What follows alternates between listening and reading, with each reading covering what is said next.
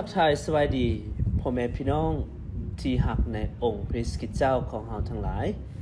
และก็สบายดีปีใหม่ลาว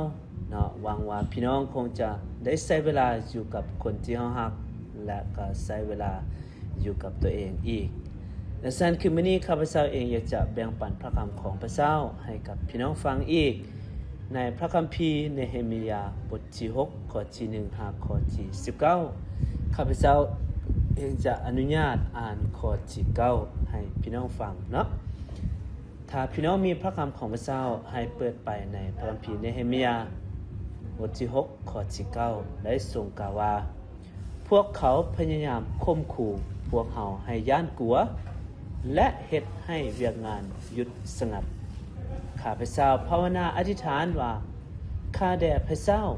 บัดนี้โปรดเฮ็ดให้ข้าน้อยเข้มแข็งด้วยเถิดนี่คือพระคำของพระเจ้าร่วมใจกันอธิษฐานพระเจ้าพระลูกขอบคุณพระองค์สำหรับถ้อยคำของพระเจ้าในมื้อนี้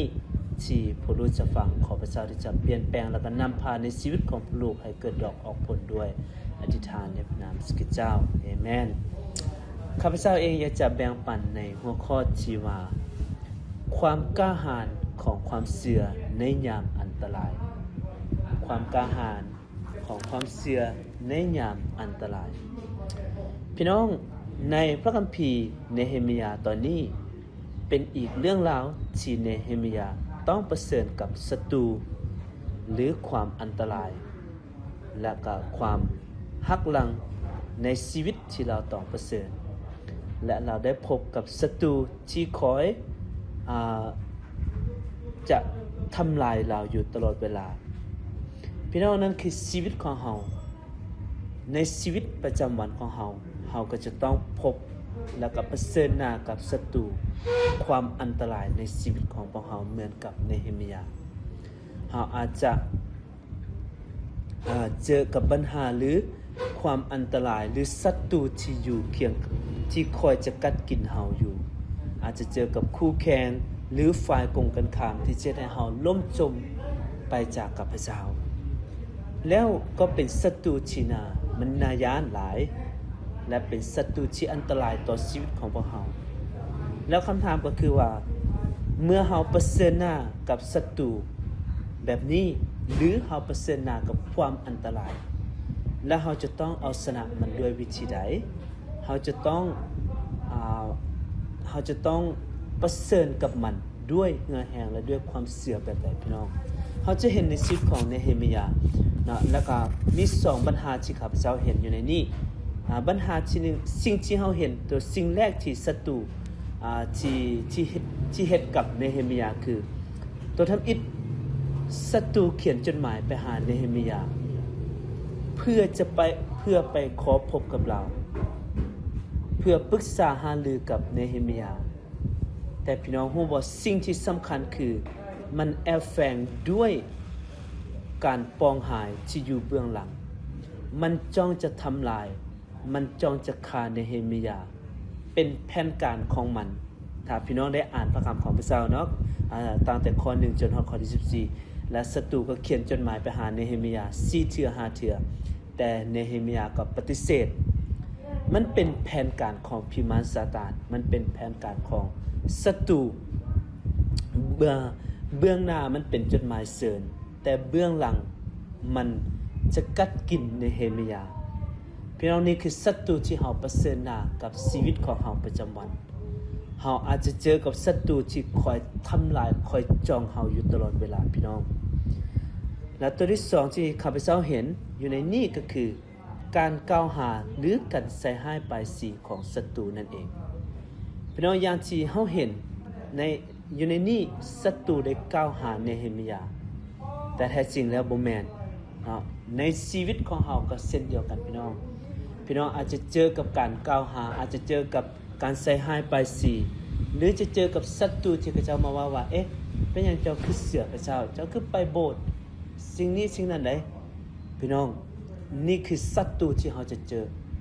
แล้วก็ศัตรูที่เราจะเจอก็คือคนที่ใกล้ตัวในชีวิตของพวกเราและนั่นคือข้าพเจ้าอยากหนุนใจพวกเราแต่สิ่งที่เราเห็นในชีวิตของเนเฮมียาเมื่อเราเจอกับปัญหาและเราเจอกับศัตรูสิ่งเหล่านี้ พี่น้องฮู้บ่สิ่งที่เราเฮ็ดคือเรามั่นคงกับพระเจ้าเรามีความเชื่อเราบ่หวั่นไหวต่อสิ่งอื่นใดถ้าพี่น้องอ่านไปอยู่ในข้อที่9นะข้าพเจ้าจะอนุญาตอ่านข้อที่9พวกเขาพยายามข่มขู่พวกเฮาให้ย่านกลัวและเฮ็ดให้เวียกงานหยุดสงับนี่คือ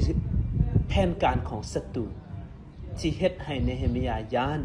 แล้วก็บ่อยากให้เนเฮมียาเฮ็ดเวียกของพระเจ้าอีกต่อไปแต่สิ่งที่เนเฮมียาก็เฮ็ดก็คือข้าพเจ้าภาวนาอธิษฐานว่าข้าแด่พระเจ้าบัดนี้โปรดให้ข้าน้อยเข้มแข็งด้วยเถิดนี่คือสิ่งที่เราจะต้องเฮ็ดเมื่อเราเผชิญกับความอันตรายในชีวิตของพวกเราพี่น้องสิ่งที่เราจะเฮ็ดก็คือเราอธิษฐานกับพระเจ้าและบอกกับพระเจ้าว่าพระเจ้าจงเฮ็ดให้ลูกเข้มแข็งเถิดเฮ็ดให้ลูกมั่นคงในพระเจ้าอย่าหวั่นไหวเฮามีความเชื่อที่เข้มแข็งมีความมั่นคงกับพระเจ้าเฮาจะบ่หวั่นไหวกับศัตรูหรือการกล่าวหาหรือว่าปัญหาอุปสรรคที่จะเข้ามาในชีวิตของพวกเราเอเมนบ่พี่น้องเพราะฉะนั้นคือมื้อนี้ข้าพเจ้าเองอยากจะหนุนใจพวกเราทุกคนที่จะสืบต่อแม้ว่าเราจะเจอความอันตรายเจอกับศัตรูที่กล่าวหาในชีวิตของพวกเราแต่ขอให้เราจะสืบต่อที่จะเข้มแข็งอธิษฐานกับพระเจ้าและให้พระเจ้าเป็นคนที่จะมอบความเข้มแข็งที่จะผ่านอุปสรรคเหล่านั้นในชีวิตของเรา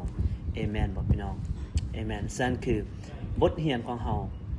จงเชื่อมั่นในพระเจ้าและอธิษฐานกับพระเจ้าอยู่เสมอแม้ว่าเราจะเจอกับความท้าทายเจอกับศัตรูที่จะคอยจองเราออกจากพระเจ้าแต่เราจะบ่หวั่นไหวแต่จะเข้มแข็งในพระเจ้าเอเมนนั่นคือข้าพเจ้าหนุนใจให้กับพี่น้องว่าแม้เราจะเจอกลอุบายเจอมารซาตานเจอศัตรูที่จะหลอกลวงเราแต่เราจะอธิษฐานกับพระเจ้าให้พระเจ้าให้เราเข้มแข็งกับพระองค์เอเมน